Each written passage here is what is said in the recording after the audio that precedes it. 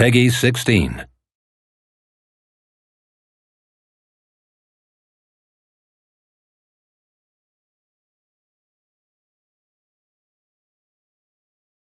Teamwork is very important in Enslaved. What we didn't want to do is end up with a game that was an escort mission for the entirety of it.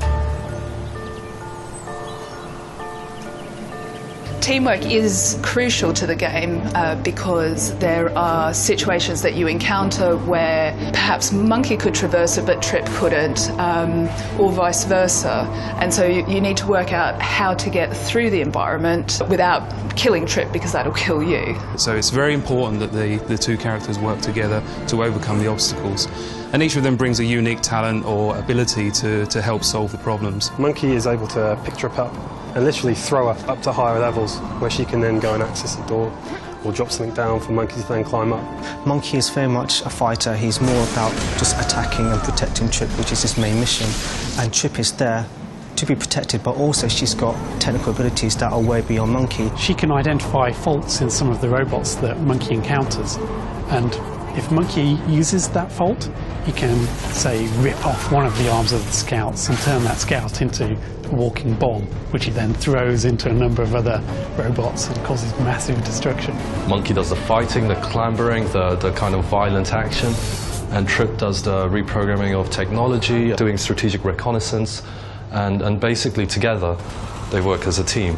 A lot of the puzzles are not completely obvious. They're kind of like buried within the apocalyptic environment, and through explorations they start to understand what strengths each character has in order to enable them to overcome the puzzles. It's a puzzle you can believe.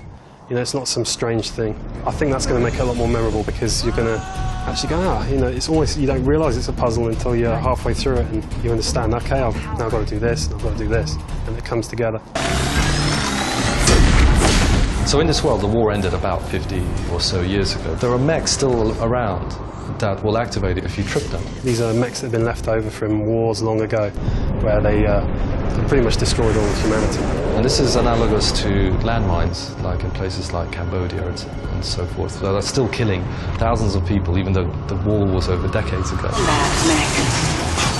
As soon as they detect any kind of human presence, they're going to reactivate and go through their old programming, which is literally to kill. There's a range of different enemies. I think probably my favourite enemy is the dog. And we say dog, it's not small, it's huge and very frightening, and it's a hunter-killer. The mechs will begin to learn if you start using the same attack patterns over and over. The mechs will adapt to that. They will start blocking more if you're attacking in a certain way.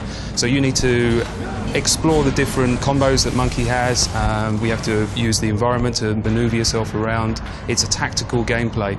There's certain types of mechs that have a weakness that Monkey can exploit, and if he's able to manipulate the combat in such a way to take on that mech, he can then actually change the battlefield quite dramatically in an instant. One or two they can handle fairly comfortably, but as soon as you add in different types of enemies, like combinations of enemies or greater numbers of enemies, the player is really up against the wall here. One can't actually get through this journey without the other.